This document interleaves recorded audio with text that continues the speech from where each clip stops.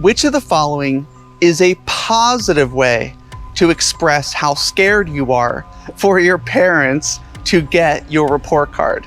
The correct answer, A, tell them why you are scared.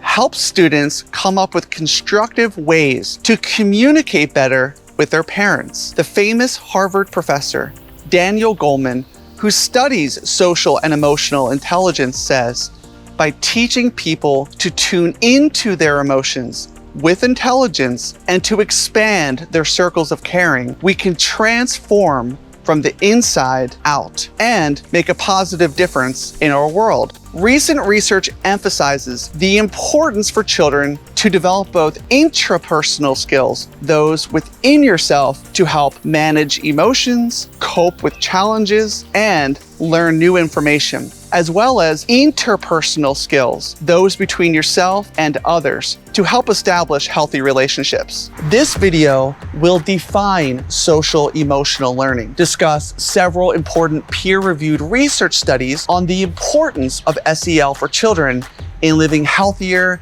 and more successful adult lives, and conclude by introducing licensed professional counselor and acclaimed children's author Lauren Mosbeck's new book, My Sister's Super Skills, introducing kid-friendly social and emotional skills. In a follow-up video, Lauren will read this book to her 3 young sons, Luke, Ben, and Sam, as well as their family dog. And you'll be able to see her put these social emotional lessons into action. Hi, my name is Dr. Justin Adam Gelsizer, and this channel is all about protecting your mental health. I'm currently a postdoc research fellow at Harvard Medical School and visiting scientist at the Harvard T.H. Chan School of Public Health. Please support this channel by subscribing and commenting below. Through social and emotional learning, children and youth acquire and effectively apply the knowledge, attitudes, and skills necessary to understand and manage emotions, set and achieve positive goals, feel and show empathy for others, establish and maintain positive relationships, and make responsible decisions. The knowledge, skills, and attitudes that are needed to demonstrate social emotional competence require integration across affective, emotion, cognitive, and behavioral systems. One study recruited 753 kindergarten children from high-risk and non-high-risk groups from both urban and rural areas. They were given a social emotional assessment test.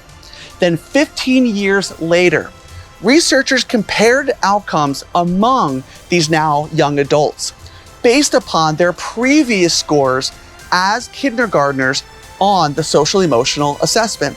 They found many major differences that were statistically significant between the children who had scored high in social emotional intelligence skills and those who had scored low. The children with lower scores were found to have less success in education and increased problems associated with unemployment, criminal activity, substance use, and mental health. In conclusion, they found that a kindergarten measure of social emotional skills may be useful for assessing whether children are at risk for deficits in non-cognitive skills later in life, and thus help identify those in need of early intervention. These results demonstrate the absolute importance of emphasizing non-cognitive skills or social emotional skills for both personal and public health reasons. In short, parents, educators, and community members have a responsibility to support all children, and especially those who are at risk for greater challenges later in life. In my opinion, as a certified elementary school teacher, a holistic education, including focusing on interpersonal and interpersonal skills, is just as essential as teaching a child how to read and perform well in the science, technology, engineering, and mathematics or STEM fields. Another group of researchers conducted pilot studies with 120 elementary school students, 65 junior high school students, and 14 high school students who came from both general education and special education classrooms. The students received 60-minute lessons and assignments once a week for 12 weeks. All students took a short self-reported measures assessment before and after the social emotional skills-based training. All 3 studies showed that following participation in the respective programs, students evidenced statistically significant and clinically meaningful changes in desired directions on the target variables, including reducing emotional and behavioral problems and enhancing children's social and emotional competence, as well as showing a strong corollary impact on academic achievement. One question asked, which of the following statements best describes empathy? The answer, C, understanding another person's feelings, supports students in establishing better relationships with their peers and success with their interpersonal relationships in the future as adults. For example, in marriage, with their own future children, and among future co-workers in the workplace. Now, you've probably heard of the famous marshmallow test, conducted at Stanford University in the 1960s by Walter Mischel. 653 young children were asked to choose their favorite sweet treat from a tray of cookies, pretzels, and marshmallows.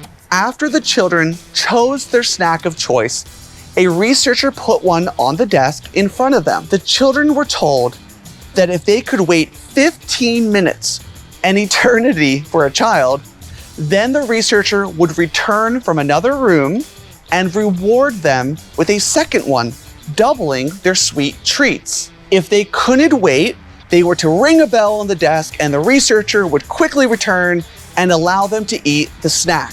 70% of children made it on average less than 3 minutes before they gave in to temptation, many of whom couldn't even wait to ring the bell. The remaining 30% found the willpower to wait. Then, about 20 years later, Mischel found many of the participants from that study. He was curious if their actions during the marshmallow test could be a predictor of future outcomes for their lives as adults. So he sent them a questionnaire in the mail.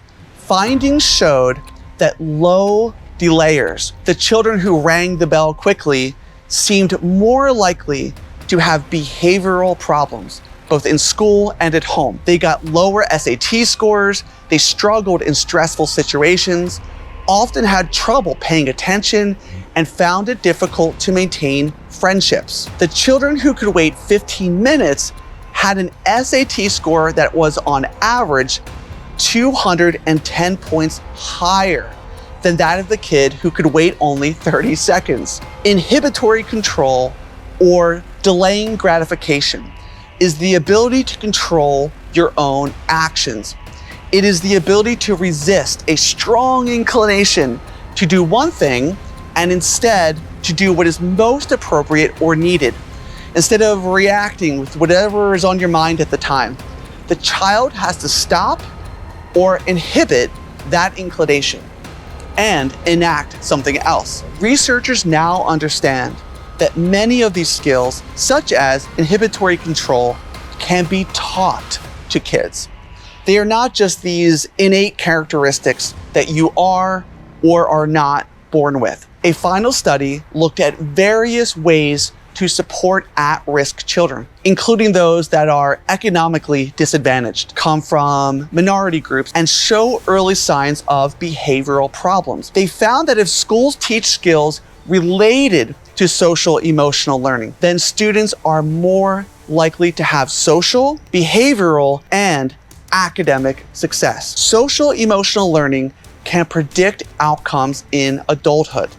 be offered to students at a very little financial cost, and play a critical role in the behavior change process. Social emotional learning can be seen as both an educational and public health approach, which promotes longitudinal healthy development of children into adulthood and emphasizes a societal investment in their futures by looking for systemic ways to alleviate poverty and support the mental health of its citizens. One such community and children's advocate, Lauren Mosbach, is using her training as a licensed professional counselor and love of children's literature to create fun, engaging, and interactive lessons about social and emotional learning. In her most recent book, My Sister's Super Skills, she introduces various empowering skills that help children manage emotions and promote positive social and emotional development while highlighting the importance of an emotional, growth-oriented mindset and healthy sibling relationships. As classrooms, homes, and community centers use various approaches such as children's literature to teach children from a young age how to manage their emotions and overcome achievement gaps in ways that past educators failed to recognize. What methods have you found to be most effective for helping to teach the next generation about social and emotional learning?